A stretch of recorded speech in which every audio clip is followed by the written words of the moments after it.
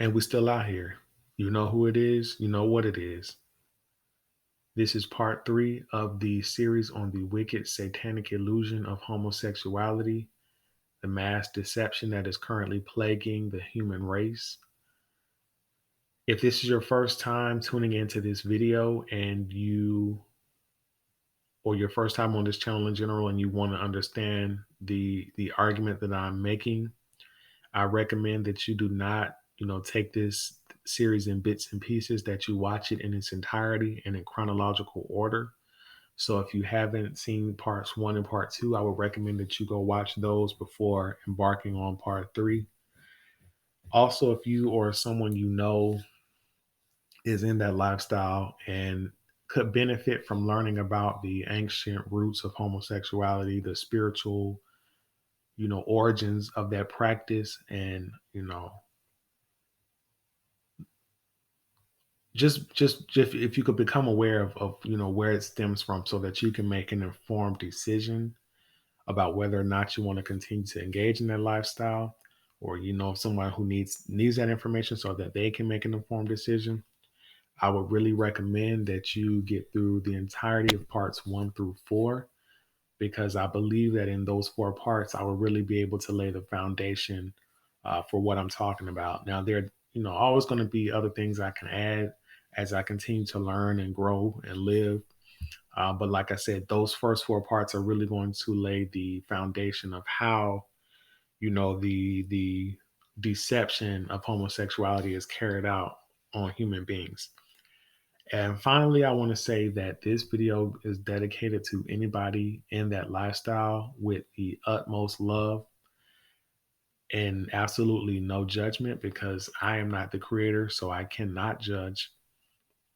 But I am someone who has firsthand experience with this deception, because I, at one point in my life, believed that I had been born with same sex attraction. So I've had to, uh, come into an understanding of how that actually came to be, and get a better understanding of who the creator is and who I am, so that I can see clearly through that deception and make a conscious decision to, turn away from all of that and to live righteously, or at least, attempt to. So I would just hope that you're able to listen to this with, an open mind, that you're able to allow some new information to come in, because the world that we live in right now has convinced us all that this is just another part of life, when in fact it is not, and it is very wicked. Now,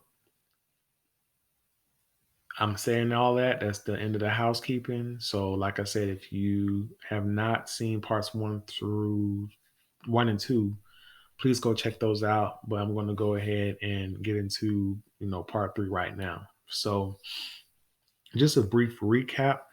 In parts 1 and 2, I talked about the agenda um, to promulgate homosexuality on humankind, the the evil forces, the principalities that uh, what? And matter of fact, let me do this. Hold on 1 second. Sorry about that. I just wanted to change the verse up real quick that I was going to start with. Um, but yeah, I talked in part 1 and in all my videos, honestly, about the mass deception that we live under in every area of life, and those power players who carry out that deception on us, and their overall goal, which is to turn everyone away from the natural order that the Creator set in place, to choose the side of wickedness and to pit us, you know, at odds with our Creator. Part 2, I went through some of the physical um, slash spiritual, because the spiritual and the physical are directly connected. There really is no separation. But talking about how, you know, the act of sodomy is actually a spiritual practice that is tied to pagan witchcraft. It is a satanic ritual, and it is abuse, and it allows basically for your temple to be infiltrated and controlled by wicked demonic forces that are just looking for human hosts to occupy. So prior to coming into this understanding, um, and prior to having actually read the Bible for myself,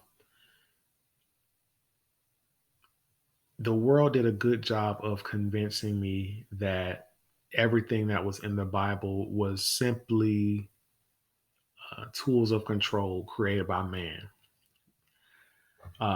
Through religion, people are controlled, which is definitely the case. But that does not mean that the entire book should be thrown away at all by any means, because the Bible actually provides so much sound doctrine for us to live by. And the word of the Creator is, you know, all throughout this text. So I'm still in the process of learning and getting an understanding, and doing my research into history to really get a full understanding of of the Bible. Uh, but what I do know is I do understand that the Bible very clearly warns us about the wickedness that runs this world, and it warns us to turn away from that wickedness at all costs and not to be deceived by that wickedness. Because if Luciferians came out today and said, "Hey, we worship the devil and we hate life and we hate, the creator, and we want to change you over to make you a Luciferian too," they would not be very successful. Most people would shun them and shy away from them, and they would avoid, taking on their ways and doing the things that they do.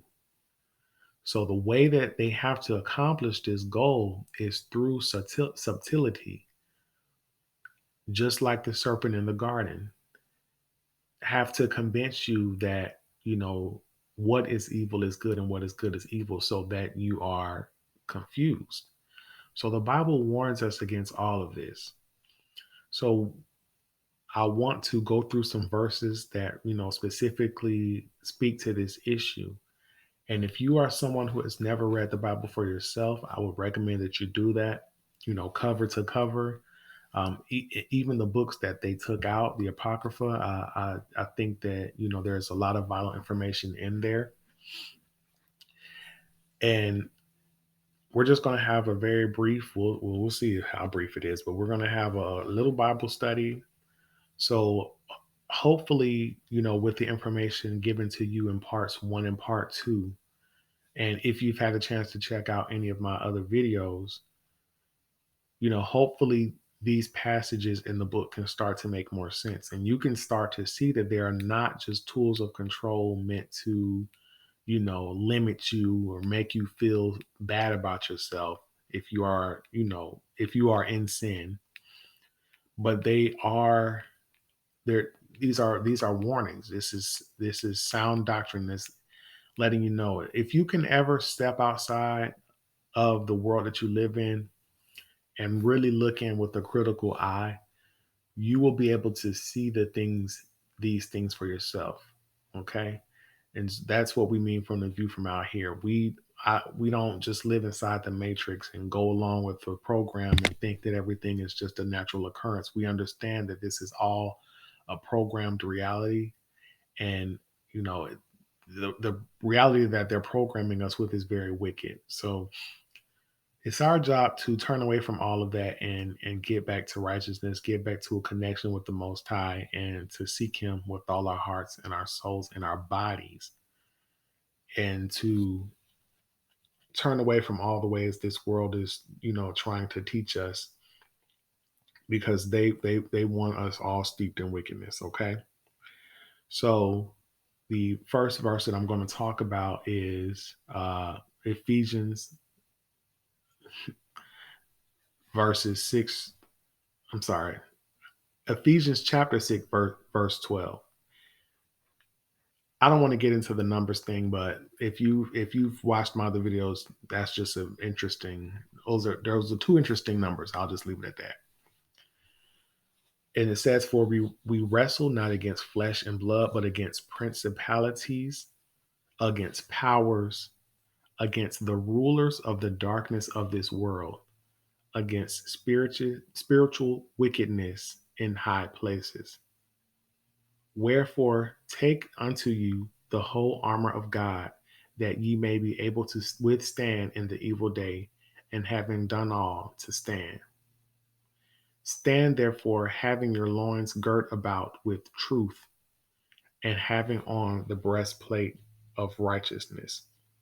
So, verse 12 is, I just wanted to really start there because, like I said, the Bible, it tells you exactly what's going on. Everything that's going on in this world that I warn about in my videos on this channel, it's right here in this verse, that our war is not against other people.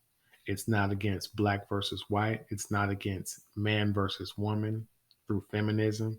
It's not against uh, uh, all the isms that they put in our face and they program us with. Those are all distractions. What we are at war with as a human race, what we are wrestling with, is not of flesh and blood.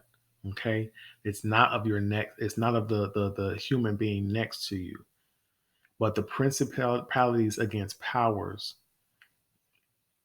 But principalities, excuse me, against powers, against the rulers of darkness of this world, against spiritual wickedness in high places.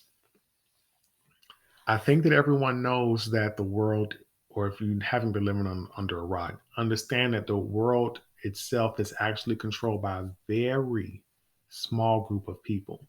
It's a very small group of people that have, you know, 90% of the earth's resources on lock. They own most of the land.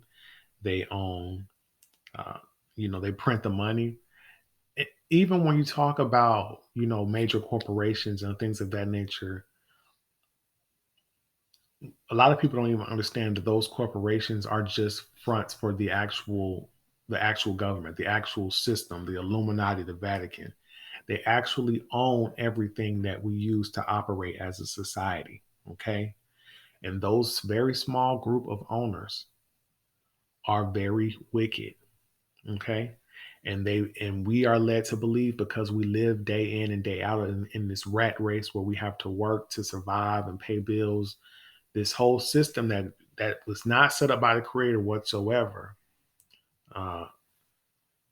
Because the creator, all he told us to do was to tend to the land, take care of the animals, and the earth would naturally provide everything we need. So if we were actually living by the commands of the creator as a whole, these people wouldn't even have the amount of control they do. But because we've all bought into this system, we were all born and indoctrinated into this system. We are mental slaves, which leads to being physical slaves of this system. Okay. And this system is not simply about controlling your, you know, making you labor. This is about your soul. Okay. Because at the end of the day, the devil knows that he is doomed, and he is running shop right now, trying to throw as many people off the righteous path and welcome them all into the wide gate to be doomed with him. Okay. So that's what's really going on in this world. And people get caught up in, movements like Black Lives Matter or um Me Too, all those things which are orchestrated. But they get so wrapped up into these distractions that they really don't look far enough. Because once you go to the source of the source of the source of all this BS that we're looking at and dealing with, you can see it's these principles, these principalities and powers, and these rulers of darkness. Okay. Once you understand that, then you can really take that critical look at our culture and the things that we value as a society, the way that we're moving, our moral compass. You can really take a look and understand that um, it is these principalities and high places that have us going in the wrong direction. So rather than just listening to the world tell you, what is right and what is wrong, you really need to step outside of the world and get quiet and let yourself get healed and, you know, pray to the creator of all things and get an understanding from that source of what we are and what we are not to be doing. So that's why verse 13 says, "Take unto you the whole armor of God, that ye may be able to withstand in the evil day, and having done all, to stand." Having your loins girt about with truth and having on the breastplate of righteousness. So we're going to start there, but hopefully this gives you, oh, yeah. I'm sorry, I'm going to also read verse 11. "Put on the whole armor of God, that ye may be able to stand against the wiles of the devil." And if you read other versions, you'll see that wiles basically means the schemes of the devil. So, like I said, the title of this video is "The Deception of Homosexuality," the satanic illusion, the wicked deception of homosexuality. If you do not have on the whole armor of the Creator, you will fall victim into thinking that that it's okay. And that is exactly what the powers that be want you to believe. So hopefully, I'm going to kind of move on because I could start rambling on that. But that's what this is talking about. This is not uh, imaginary. This is not a conspiracy theory. This is where we are living, and this is what we are dealing with. So before you do anything with your body sexually, before you engage, get that understanding, please, because saying that you did not know is not going to be an excuse when the creator asks us, what we were doing with our lives and why. Especially after seeing this video, you really are being put on notice, not by me, but by the creator. I mean, you've been led to this video and you're living that lifestyle. You're being put on notice. So please, please take it from someone who has been through that and has had to really check myself, really, do some deep diving, some research to, clear my vision so that I could get an understanding and so that I can make that informed decision to turn away and to even put myself out here to reach back to, try to awaken as many people as possible. I know that the world has taught you to dismiss this type of talk. Please be smarter than that and don't do that. Get an understanding before you engage. All right. I believe in part one, I touched briefly on men retaining your semen and not letting go of it for the simple sake of pleasure, not having that to be a habit, because that fluid is actually very sacred, holy fluid. It is that which we all came from. It creates, I don't know if create is the right word, but it keeps life going on this planet. Okay. So the, I'll just touch once again on the fact that the Most High is life. The Most High, the Creator, is the source of, the air that we're breathing, the electricity that's flowing through our body. That's life. And so, that fluid being life is what makes us men. It comes with a lot of nutrients. It takes a lot of your body's time and energy to create that fluid. It takes a lot of blood, takes bone marrow, it takes all of that to come up with that fluid. And they say that one drop of semen is equivalent to however many pints of blood. You're losing a lot of water. All those things, when you're letting go of that fluid, you're depriving yourself of testosterone, everything. And once you're constantly releasing, you are releasing that which makes you a man. You really are that empty shell of a man, living in your lower self, chasing uh, physical gratification like an animal. You're not really truly living as a chaste spiritual man when you're constantly doing that. Now, that's not really dedicated to just people in the homosexual community. That goes for all men.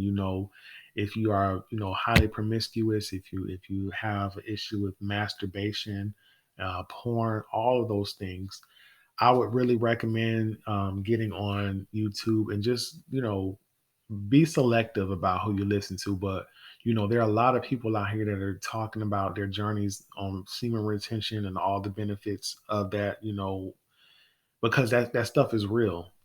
And in the homosexual community, I know that it's very carnal in nature. Like, everything is purely physical. I know that some people can have relationships or whatever the case may be, uh, but for the most part, most of the people in their lifestyle really uh, are simply chasing, you know, fleshly gratification all the time. And with that, you are constantly releasing that seed for no reason. It's just being wasted. Period. There's nothing productive that comes from that. So they know this too, and there is a war against men. Homosexuality is a part of that, but just in general, men being programmed to believe that we're just these undisciplined sex fiends, and that's our primary objective while in this realm. That really has a lot to do with this. So in Genesis chapter 38, it talks about the Lord's view on um, wasting your seed, right? So let's just first start with chapter 38, verse 6. And Judah, who was a son of Israel, took a wife for his firstborn, whose name was Tamar. And Judah's firstborn, was wicked in the sight of the Lord, and the Lord slew him. And Judah said unto Onan, Go into thy brother's wife and marry her, and raise up seed to thy brother. And Onan knew that the seed should not be his. And it came to pass, when he went in unto his brother's wife, that he spilled it on the ground, lest that he should give seed to his brother. In layman's terms, that is called the pull-out method, where people, engage and then, spill their seed. And the thing which he did displeased the Lord, wherefore he slew him also. So I just put that verse in there. I put this in here briefly just to kind of touch base on that. Um, like I said, fellas, do your research on semen retention, and please try to get an understanding on that.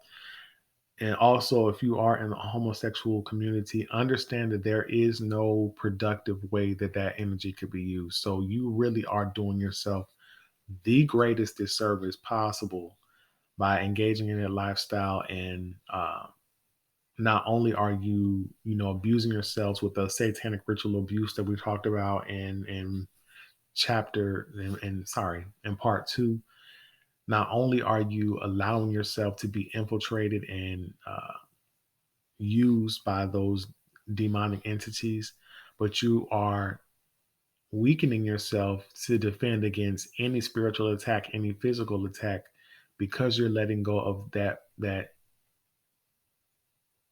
vital life force that is within you, that your body is creating for you free of charge, that the creator is giving to you free of charge, and that there is consequences for letting that go. Do not take that lightly, because the people who are programming us to be, so basic and so careless with our seed, they understand that. So just like you need to get an understanding of, why they want us to be practicing sodomy as a human race, get an understanding of why they want men to be, uh, why those wicked principalities, in high places, why they want us as a people to be out here, disregarding our seed and treating it with such contempt. There's a reason for that. So also understanding when you're reading the Bible and they're telling you that things displease the Most High, the way that the world is interpreting that now is, oh, that's just a way of, them controlling and da, da, da, da. Do not stick with that basic understanding. Humble yourself, please, and get the understanding that the Most High told us not to do certain things for a reason. That when we engage in certain things, that it angers the Most High for a reason, because when we go against our design, when we disrespect and disregard the natural order, His creation, we are opening the door for wickedness. So don't sleep on this. That's all I'm gonna say. Let me move on. All right. So we also talked about Sodom and Gomorrah very briefly. Like I said, you can read up on Sodom and Gomorrah in Genesis 19 and also in the Apocrypha. I'm not sure off the top of my head. I'm sorry which book that was in. Um, but, they went into much more detail in the Apocrypha regarding Sodom and Gomorrah. Now, Sodom was a very wicked place. The people were horrible. They abused themselves with, you know, uh, unnatural sexual practices. They were very wicked towards strangers. They practice sodomy. That's where we get the term sodomy is from Sodom. And basically, this kingdom was just so wicked. This city was so wicked until they got checked by the Creator. And I say that very lightly, but it was not. It was not pleasant whatsoever. So we are getting to that point in society where we are even worse than what these people were in terms of our morals and the things that we engage in. So get an understanding that time is not given to us forever just to be as wicked as we want to be. That there will come a day where we have to come to account for all of the things that we engage in. All right. So I wanted to just go through this story briefly so that you can see what the Sodomites were all about, and then how they got dealt with. So it says here, and there came two angels to Sodom at even, in the evening, and Lot sat in the gate of Sodom, and Lot, seeing them, rose up to meet them, and he bowed himself with his face toward the ground. And he said, Behold, my lords, turn in, I pray you, into your servant's house, and tarry all night, and wash your feet, and ye shall rise up early and go on your ways. And they said, Nay, but we will abide in the street all night. So Lot was Abraham's nephew, I believe. And basically, as a righteous person, Lot took very seriously hospitality, inviting people into your home and taking care of them and making sure they had everything they needed. That was a big deal for him. However, like I said, sodomites were very ruthless when it came to strangers, and they wanted to abuse them and steal their money and do all types of wickedness to them. So it really just wasn't a good idea if you were on a journey to just accidentally end up in Sodom and Gomorrah, because those people were not going to do right by you whatsoever. But Lot, seeing these two angels, who came in the form of what we would call black men, um, Lot said, "Y'all come to my house. I'll take care of y'all. Wash our feet, and then in the morning, go about your way, and do what you got to do." And he pressed upon them greatly, and they turned in unto him, and entered into his house. And he made them a feast, and did bake unleavened bread, and they did eat. But before they lay down, the men of the city, even the men of Sodom, compassed the house round, both old and young, all the people from every quarter. And they called unto Lot and said unto him, Where are the men which came into thee this night? Bring them out unto us, that we may know them. And when they say so that we may know them, that means so that we may sodomize them.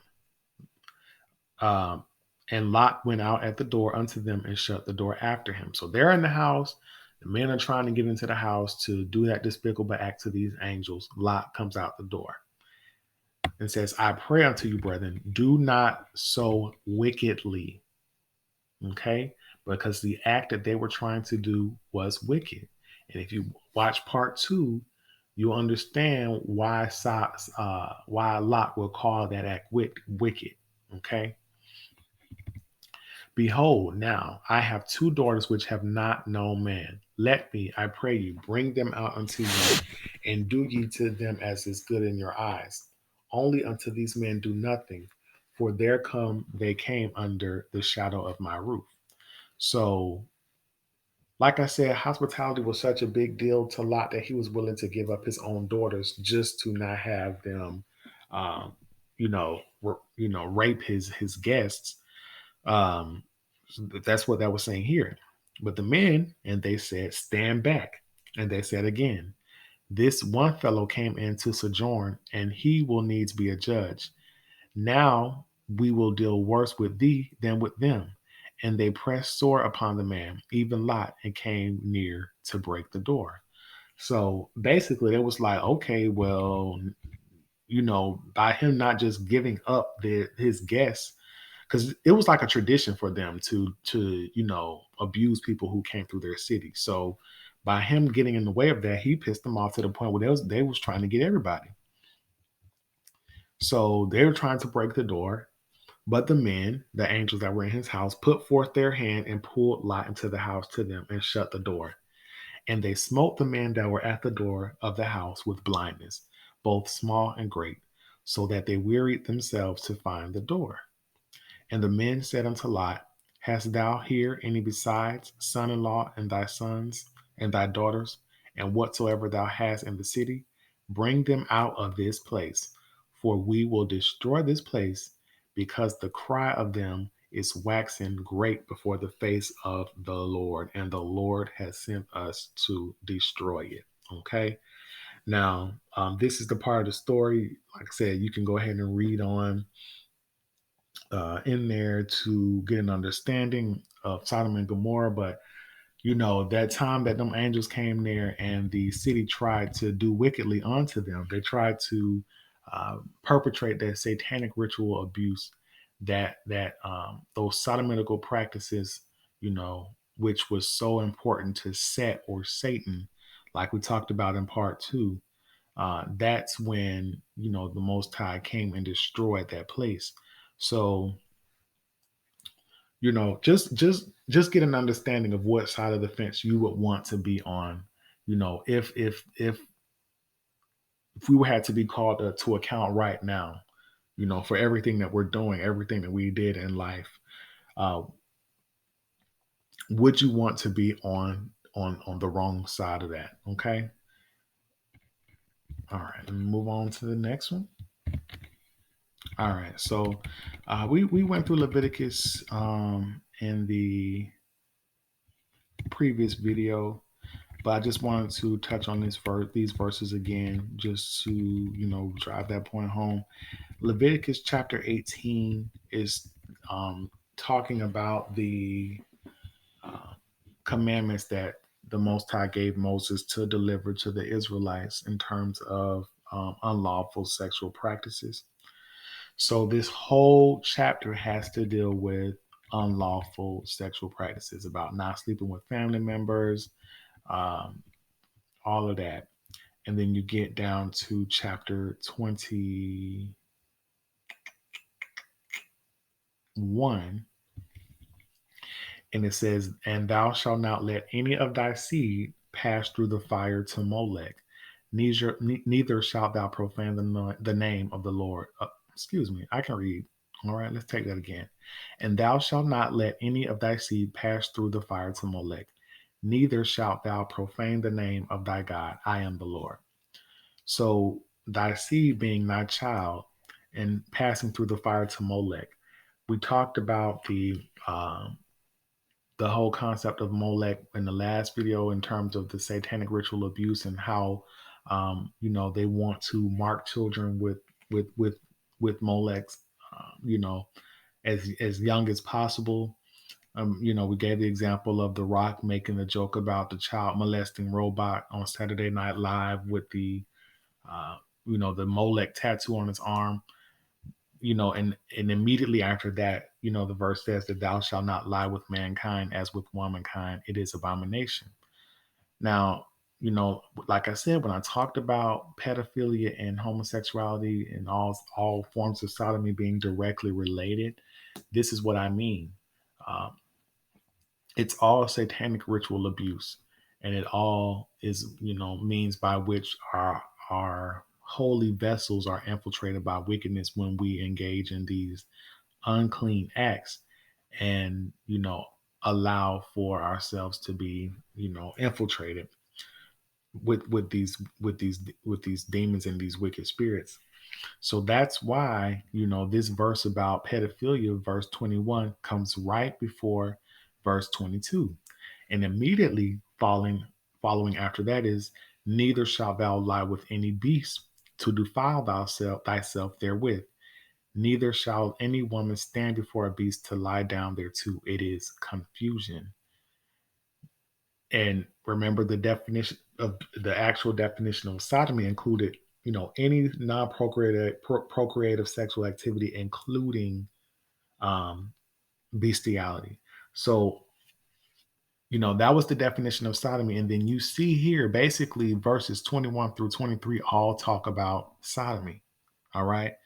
So once you have an understanding of the satanic origins of sodomy and how, they use that in rituals, like you had those witches and pagans for gay rituals in part one, you're gonna get that understanding of the fact that that is a satanic ritual, and then you understand exactly why these things are put together in this chapter and why we are commanded not to do it. Now the world will tell you to cherry pick and tell you every excuse in the world why verse 22 does not matter, why it is okay to lie with mankind as you would with womankind, and why womankind can lie with womankind as with mankind, even though the Bible says it is abomination. Do not listen to the world, because the world is under the control of wickedness. So they want you to believe that the things that they are calling wicked, you know, the things that they are calling good nowadays is not wicked.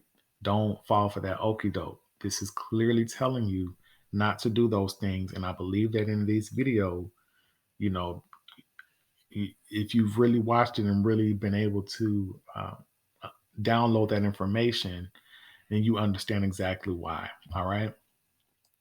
"Defile not ye yourselves in any of these things, for in all these nations are defiled, which I cast out before you." So, this is basically telling you that the nations that we're living in now, the nations that they were living in those days, all these Babylonian cultures which push, pederasty and homosexuality and pedophilia and promiscuity and all those things.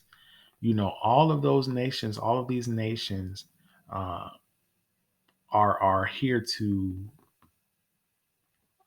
sway us in that direction. All right. So it's just telling you, exactly what we've always been dealing with and what we're dealing with now today. So make up your mind if you want to listen to this, or if you want to, uh, you know, get an understanding and make a informed decision and seek the Creator, and seek to put on that breastplate of righteousness in all that you do. All right. Um, and the rest of these verses, are very important too. So I really would just suggest you take a read at Leviticus chapter 18. In chapter 30, it ends with verse 30. Therefore, you shall keep my ordinance that ye commit not any of these abominable customs which were committed before you, and that ye defile not yourselves therein. I am the Lord your God. So, while these people are trying to convince you that all of these customs, these abominable customs are okay, and that we should be accepting and tolerant and open, and we shouldn't curb our imagination, and we shouldn't put God in a box. They know that what you're actually doing is defiling yourselves, okay? And the Creator loves you. He does not want you to defile yourself. So understand that these rules, it's like a parent, basically. It's not like a parent, but it's exactly like that.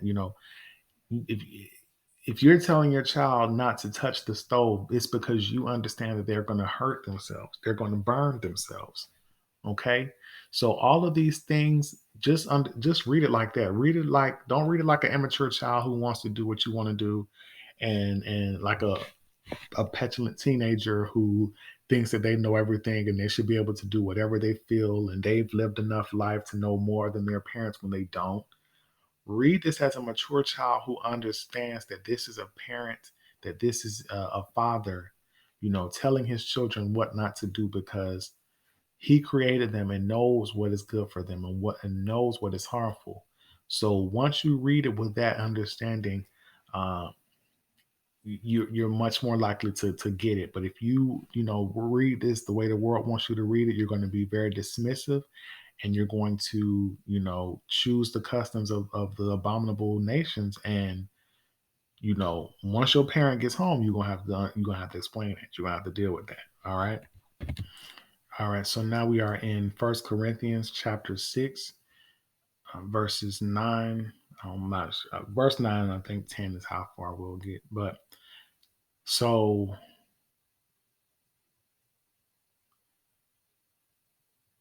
let's just read it, and then I'll go from there. So know ye not that the unrighteous shall not inherit the kingdom of God? So don't you know that the unrighteous shall not inherit the kingdom of God?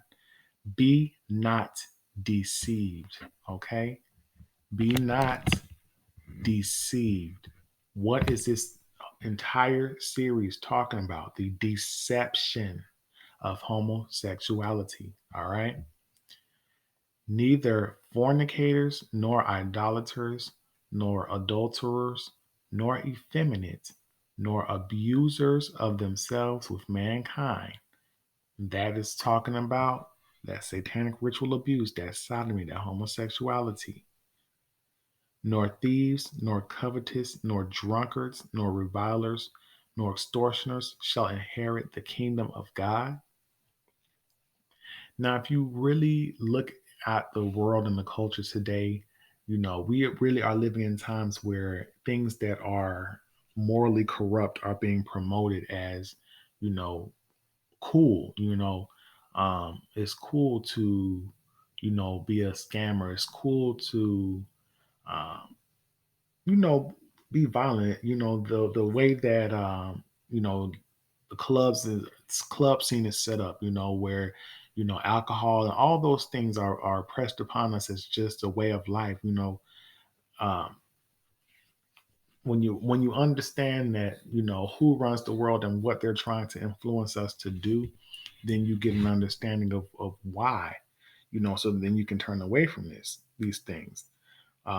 you can turn away from that deception. Okay. But, for those of you who don't seek this information, or who don't take this information to heart, and you just want to continue doing what we've been programmed to believe by this wicked world is okay, then you're going to be one of the people that this is warned against. You will not be inheriting the kingdom of God, okay, because you have been deceived.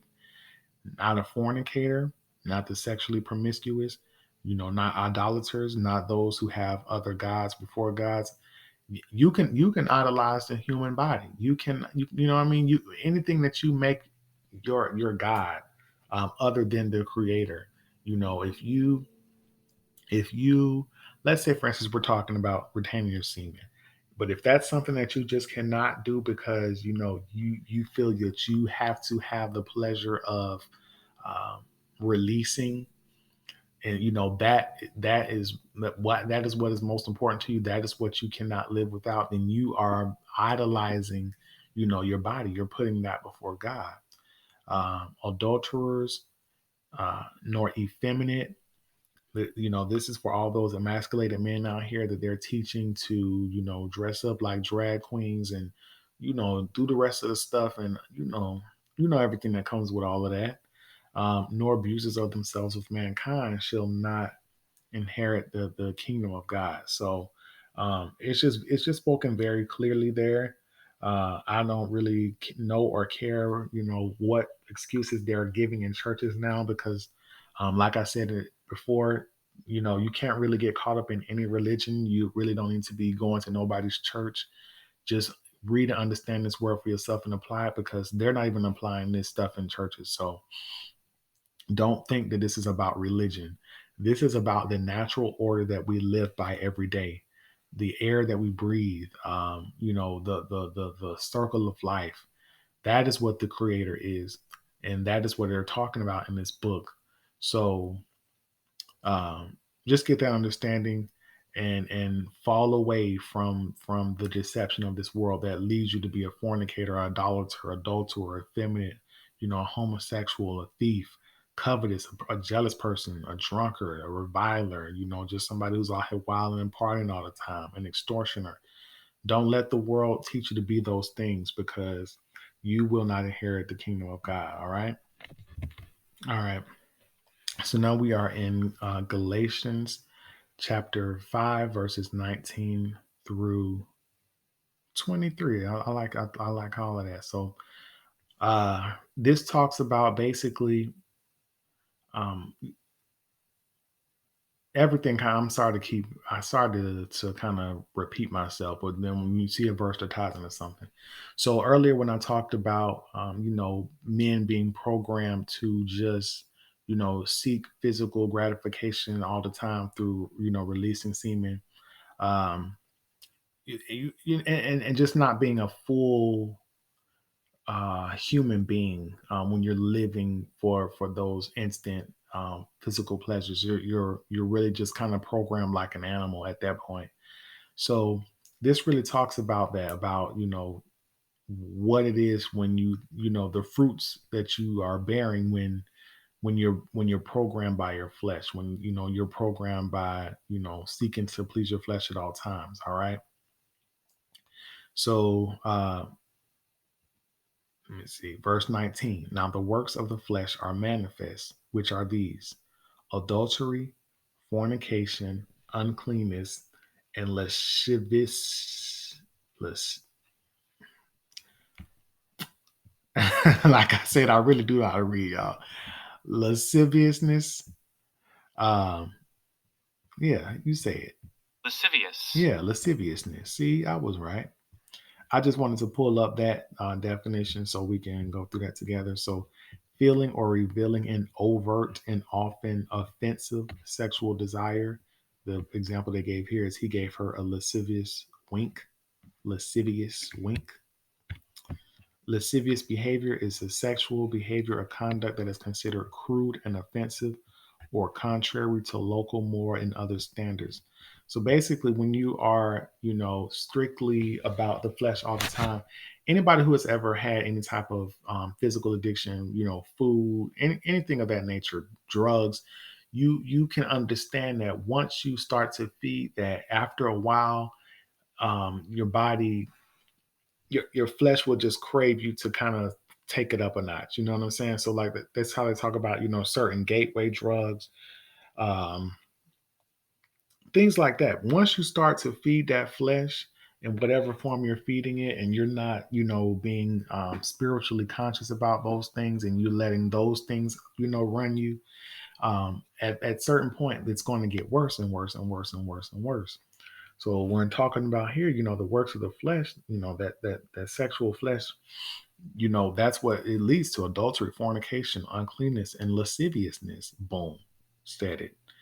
Idolatry, witchcraft, hatred, variance, emulations, wrath, strife, seditions, heresies, envyings, murders, drunkenness, revelings, and of such like. So you can understand that, if you're doing all the things that this world is trying to get you to do, you know this is the fruit that you're going to bear, and, and it feeds on itself and just gets worse. And that's really just what the works of the flesh are, and as such like, of the which I tell you before, as I have told you in the time past, that they which do such things shall not inherit the kingdom of God. All right. But the fruit of the Spirit is love, joy, peace, long suffering, gentleness, goodness, faith, meek, meekness, temperance. Against such there is no law. All right. So, uh, yeah, I think that's pretty much self explanatory. So I'm going to move on from that. Now, we are back in Leviticus chapter 20, verses 13. Very, very simple instruction here. If a man also lie with mankind as he lieth with a woman, both of them have committed abomination. They shall surely be put to death. Their blood shall be upon them. Now, like I said, do not do not adopt the view that, the Most High is telling us not to do certain things because, this is just religion talking, trying to put you in a box. Understand, this is a parent who's telling you, who knows, not parents who, talk a lot of trash just, because they've been programmed, but this parent actually knows what we should and should not be doing, and why. So take your father's word, take the Almighty Father's word on this. Um, if you are a man and you're lying with man, kind as you lie with a woman, you have committed an abomination. And like I said, part two of this video, we really go through, how that is a satanic practice, so understand that, the things that are sacred to Satan for you to do are considered abominations by the Creator. So what is it that you want to do with your life and your body? Make sure that you have an understanding and you're doing the right thing with it. Okay, so now we're in First Timothy chapter 1, verse 10. Once again, straightforward instructions: for whoremongers, the promiscuous, for them that defile themselves with mankind, the homosexuals, for men stealers, for liars, for perjured persons, and if there be any other thing that is contrary to sound doctrine.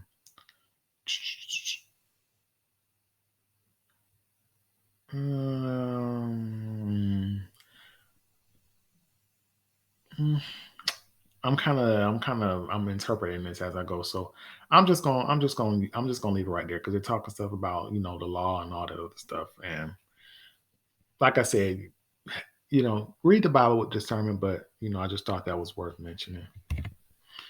So the next few verses are going to talk about the concept of the reprobated mind. So what's going on is that we are here to um, seek the Creator, seek His ways, seek righteousness, do all of those things, and really not get wrapped up in the ways of this world. Now, one thing that the Creator did give us is free will. So if you're one of that person, those people that want to do what Aleister Crowley said, and to do as what you want to do, and you kind of want to ignore all of the sound doctrine telling you to do otherwise, after a while, there will be no hope for you to change.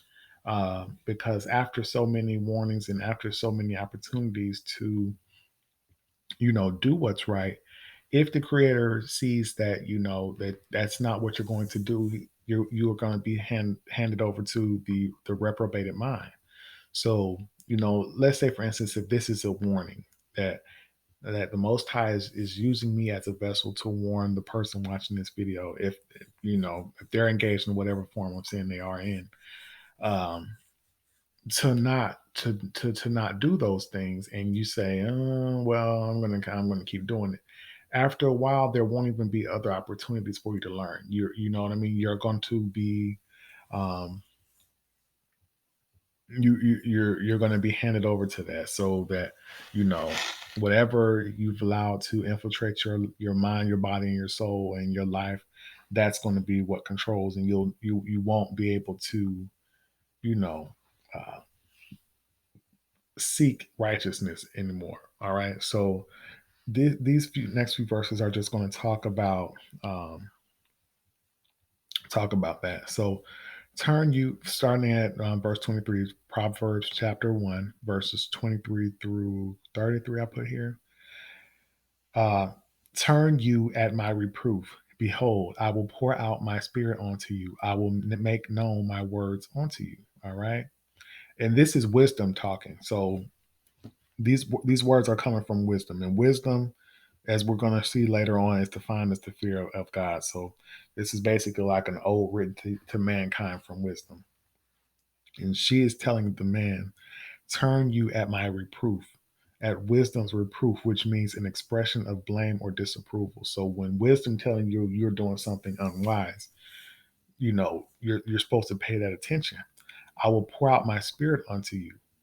I will make known my words unto you. So wisdom is saying that if you turn away from that which is unwise, because I am coming to tell you what is wise, I am wisdom, then I will pour out my spirit. I will pour out the spirit of wisdom onto you, and I will make known the words of wisdom unto you. Because I have called and ye refused, I have stretched out my hand and no man regarded. But ye have set at naught all my counsel, and would none of my reproof. I will also laugh at your calamity. I will mock you when fear cometh. You ever seen somebody do something stupid and you tell them, "Hey, don't do that"? Let's say let's say it's a grown man. Well, I'm trying to think of something stupid that somebody would do. Um,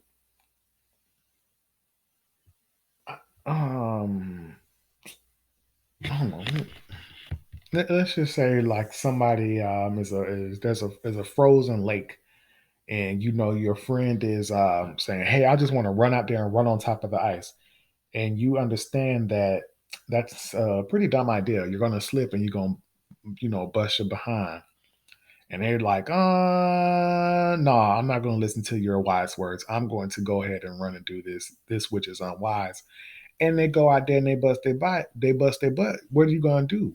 Most likely, you're going to laugh at them in their calamity because they did not listen to, the wisdom that you were trying to impart on them. That is what wisdom is saying in these proverbs. So it says, "I will mock you when fear cometh." When your fear cometh as desolation and your destruction come as a whirlwind, when distress and anguish cometh upon you, then they shall call upon me, but I will not answer. They shall seek me early, but they shall not find me. For they hated knowledge and did not choose to fear the Creator. They would none of my counsel. They despised all my reproof. Therefore shall they eat of the fruit of their own way and be filled with their own devices. Okay? For turning for the turning away of the simple shall slay them, and the prosperity of fools shall destroy them. But whoso hearketh unto me, unto wisdom, shall dwell safely and shall be quiet from fear of evil. So I hope that you are able to understand what was, what was said through those verses. Uh, Wisdom, as defined as Proverbs, as the fear of the Lord.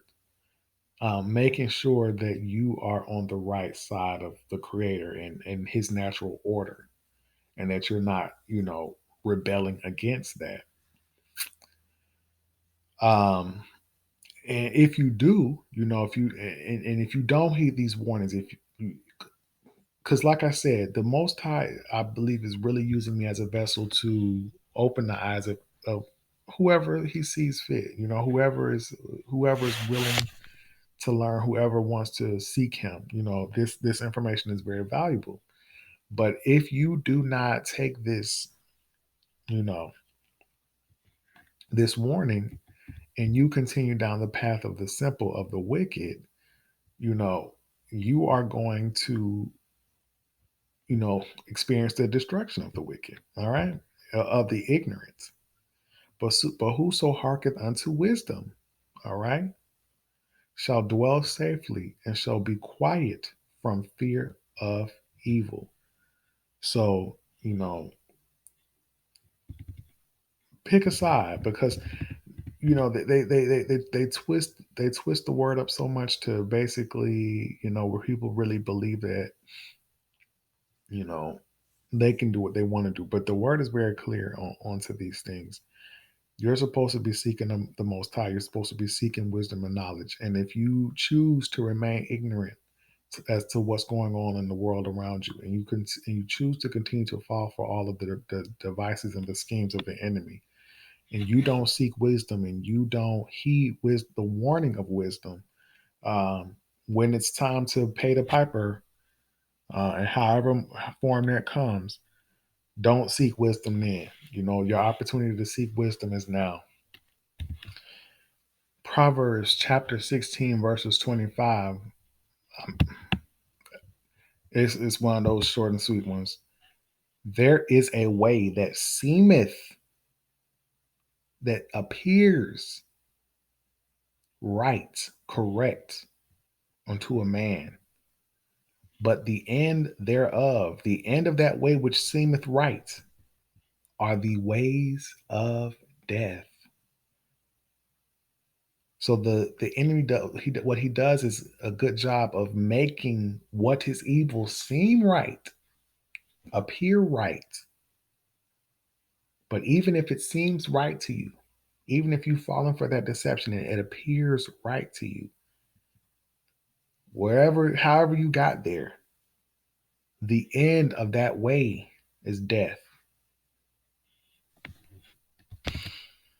Romans chapter 1, verse 25. Who changed the truth of God into a lie, and worshiped and served the creature more than the creator. For this cause God gave them up unto vile affections. For even their women did change the natural use into that which is against nature. I've been telling you guys this entire series that the Most High is the natural order. The Most High is that which gives and sustains life on this earth. He's the sustenance and creator of all things. But when we're talking about, life on this earth, that spark, that is the creator. So that's why I say that this goes beyond religion. If you read the book for yourself, you will understand that this is not about calling yourself a Christian. This is not about, choosing a sect, Protestant, Baptist, none of that. This is about getting an understanding of the creator and the creation in which we are, where we live. Okay? You get an understanding when you read stuff like that. For this cause God gave them unto vile affections, for even their women did unnatural for even their women did change the natural use into that which is against nature. And likewise also the men, leaving the natural use of the woman, burned in their lust one toward another, men working with men that which is unseemly, and receiving in themselves that recompense of their error which was meet. Now, does this not go directly against? Can you understand how that homosexual manifesto was clearly satanic? because they're talking about doing the exact opposite of this. They spoke of this as if this concept here was their enemy. Okay, so they are not at war with the creator because they know they can't defeat him, but they want to trap as many of you to be doomed as possible. So, or us, let me say us, because like I said, I've had my own battle with sin, so I'm not exempt. So that's what the purpose was. And even as they did not like to retain God in their knowledge, God gave them over to a reprobate mind to do things which are not convenient. Okay? Even as they did not like to retain God in their knowledge, they did not seek the wisdom, which is the fear of God. And they wanted to continue to do these things which were against nature, burning in their lust towards another man, working that which is unseemly, and receiving in themselves the recompense of their error, because they didn't want to retain the knowledge to do otherwise. So God gave them over to a reprobate mind to do these things which are not convenient, being filled with all unrighteous fornications, wickedness, covetous, maliciousness, full of envy, murder, debate, deceit, malignity, whisperers, backbiters, haters of God, despiteful, proud, pride, boasters, inventors of evil things. Inventors, to invent something that has never been done, you have to have an imagination. And that homosexual manifesto, didn't they tell you that, you know, what God was doing was curbing your imagination? Remember.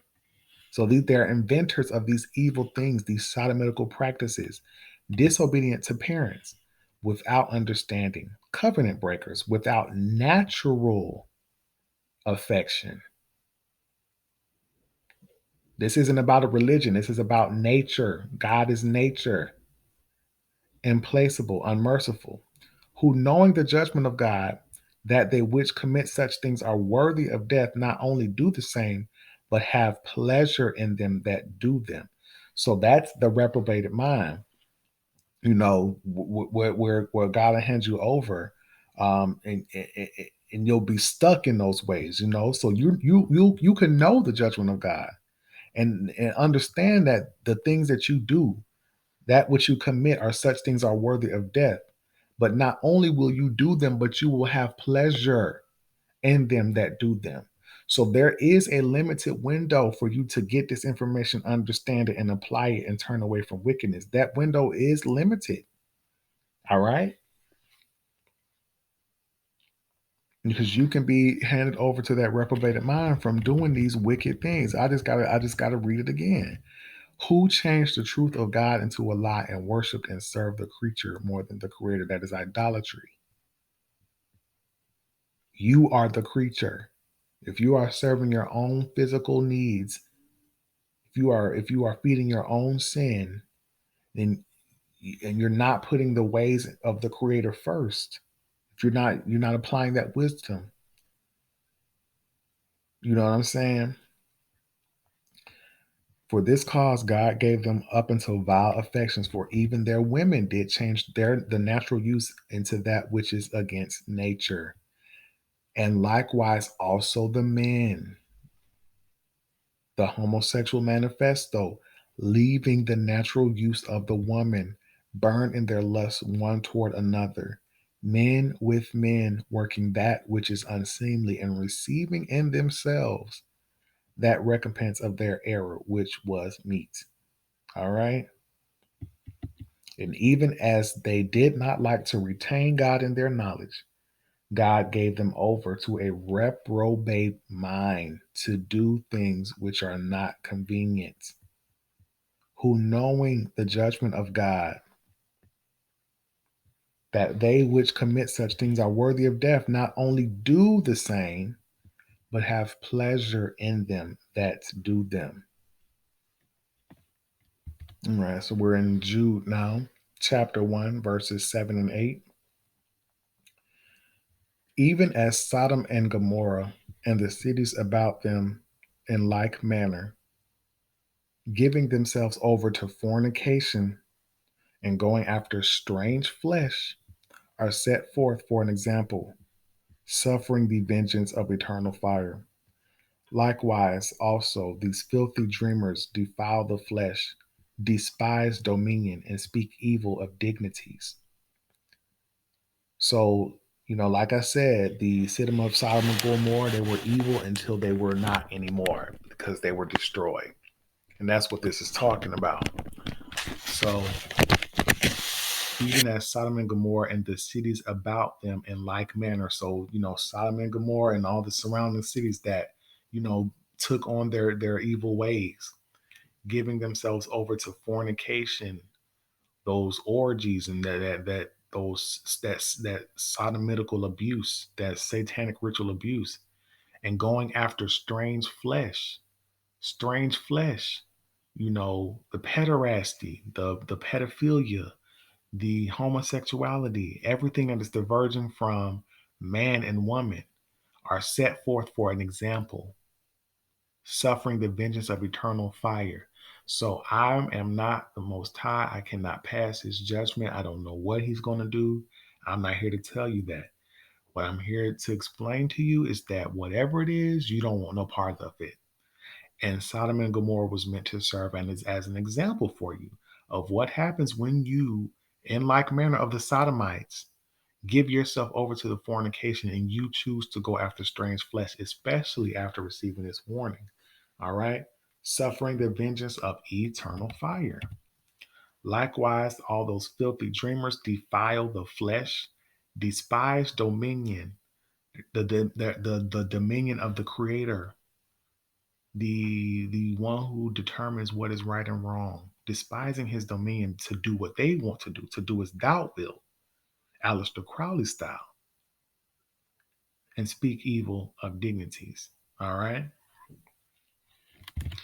And now we're in verse 2. I'm sorry, Second Peter chapter 2, verse 1. And this is I wanted to just highlight, like I've been saying about religion.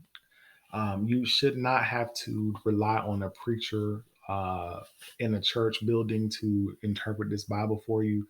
You shouldn't even have to rely on me. I'm just doing my best to just read directly what it says, and not try to interpret things for you. You need to pray and do these things yourself. Um, But like I said, this world does a good job of masquerading Satanism in so many ways, and the main deception is in religion. So that's really why I keep stressing that this goes beyond religion. This is not about religion, so please don't listen to the arguments that this is just religious talk. This is the truth here that we're talking about.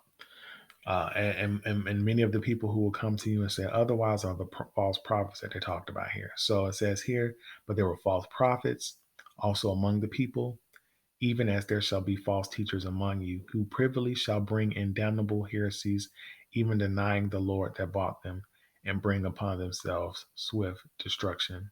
And many shall follow their pernicious ways, by reason of whom the way of truth shall be evil spoken of. By reason of whom the way of truth shall be spoken evil of. So, and through covetousness shall they with feigned words make merchandise of you, whose judgment now of long time lingereth not, and their damnation slumbereth not. For if God spared not the angels that sinned, but cast them down to hell and delivered them into chains of darkness to be reserved unto judgment, and spared not the old world, but saved Noah, the eighth person, a preacher of righteousness, bringing the flood upon the world of ungodly, and turning the cities of Sodom and Gomorrah into ashes, condemned them with an overthrow, making them an example unto those that after should live ungodly, and delivered just Lot, vexed with the filthy conversation of the wicked. For the righteous man dwelling among them, and seeing and hearing, vexed his righteous soul from day to day with their unlawful deeds. The Lord Oh, I had to read. I'm sorry, excuse me. I had to go back and read verse 8 because I like what they were saying there. But the Lord knoweth how to deliver the godly out of temptations and to reserve the unjust unto the day of judgment to be punished. But chiefly that them that walk after the flesh and lust of uncleanness and despise government. Presumptuous are they, self willed. They are not afraid to speak evil of dignities. All right. So just kind of skip a couple verses down to 13, and shall receive the reward of unrighteousness as they count it to pleasure, as they count it pleasure to ride in the daytime. Spots they are and blemishes, sporting themselves with their own deceivings while they feast with you. So I really came here for verse 1 because that's the verse that I had written down, but then I just kind of got caught up in the rest of that stuff. Um, but these false prophets are here are teaching you their wicked ways even in these churches, especially in these churches. Um, so just be careful of that. Like I said, the Roman Catholic Church is the prime example that you can use. All all churches and religious uh, places of worship, they all lead up. The top of the food chain is the Vatican, the Roman Catholic Church, and you can see them practicing the satanic ritual abuse very commonly, amongst their priests. So, just beware of false prophets. Don't let this world teach you what is good and righteous. Read the book yourself, and get an understanding of the world for yourself, because the world is not going to do anything but deceive you. And then as he talked about verse 4 going down, talking about all the punishment that the world received for unrighteousness, talking about the angels that were cast down into hell, Noah being the only person, him and his wife and children being the only ones saved out of the flood, Sodom and Gomorrah being burned into ashes. um, and the reason I paused at chapter 8 is just because I can understand what they would mean, that righteous man dwelling among them and seeing and hearing vexed his righteous soul from day to day with their unlawful deeds. That really kind of describes how I look at this world now, not necessarily calling myself righteous. I'm trying to remain humble and seek righteousness. But now that I can see the evil for what it is, it really does vex my soul every day just to see all of the wickedness around me. But and it says that the Lord knoweth how to deliver the godly out of temptations. Okay. So if you really are seeking the Almighty Creator, you need to have faith. If you are in this lifestyle and you are seeking to make sure you are right with the Creator, first thing you need to do is trust that if you really are that righteous soul, that He knows how to deliver you the godly, out of the temptations that this world has placed upon you. Okay. It can be done. I'm living proof. All right. Chiefly them that walk after the flesh and the lust of uncleanness, all that good stuff. Um, well, I'm sorry, not good stuff at all. Uh, shall receive the reward of unrighteousness. All right. So, I mean, verse 14, having eyes full of adultery and that cannot cease from sin, beguiling, that is deceiving, unstable souls, and hearts they have exercised with covetousness, practice, cursed children, children who've been sacrificed to Molech, which have forsaken the right way and are gone astray, following the way of Balaam, the son of Asor, who loved the wages of unrighteousness. All that is talking about, Satan. He goes by many names, but you know, I don't really want to, keep reading over and over. But I think that's very important. Some very important verses to get in. Second Peter, chapters 2, starting at verse 1 and going down. So let us continue, with our Bible study. All right. So now we are in Jeremiah chapter 7, verses 25 through 28, just talking about, um, hold on one second. All right. So we got a few more to go.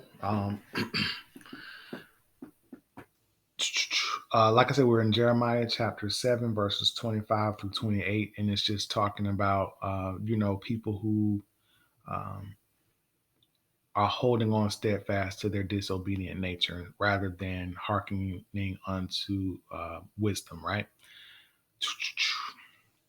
But they hearken not nor incline their ear, but walk in the counsel and in the imagination of their evil heart, and went backward, not forward.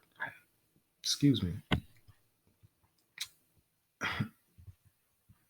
In the imagination of their evil heart, like that homosexual manifesto that we talked about in part one.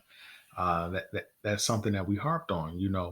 Them talking about basically the rules of God, curbing imagination and limiting your free will. And Alistair Crowley wants you to be able to do what you will.